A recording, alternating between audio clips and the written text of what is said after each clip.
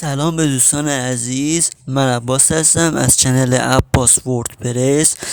در این ویدیو در خدمت شما هستیم با گفتن چند مزیت فروش اینترنتی که میتونه فروشتون رو چند برابر افزایش بده.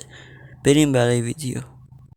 قبل از شروع ویدیو ممنون میشیم که این ویدیو رو لایک کنید، کانال سابسکرایب کنید و دکمه زنگوله رو بزنید و با کامنت های قشنگتون به ما انرژی بدید. بریم برای ویدیو.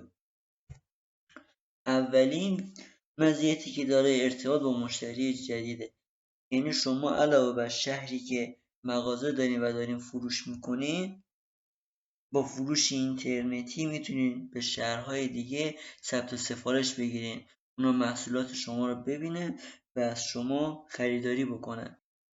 مزیت دوم این کار هزینه‌های عملیاتی پایین هستش. یعنی شما با فروش اینترنتی نیازی نیست یک سری هزینه‌های جزئی مثل پول آب و برق و گاز و اجاره رو پرداخت بکنین، کاملا رایگان هستش و چیزای هزینه‌های الکی نیازی نیست بابتش پرداخت بکنین. و اما گزینه آخر فرآیند خرید آسان.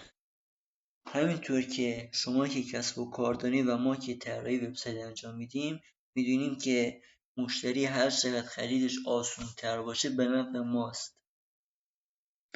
چه شما که داری محصول میفروشین، چه ما که طراحی وبسایت میکنیم و سعی میکنیم یک طراحی بزنیم که ساده باشه تا مشتری موقعی که وارد وبسایت میشه گیج نشه که از کدوم قسمت بره و محصول بخره. هر چقدر ساده تر باشه مسلما جذب مشتری و توسعه در فروش کسب و کار شما است. مرسی که تا اینجا ویدیو رو نگاه کردین.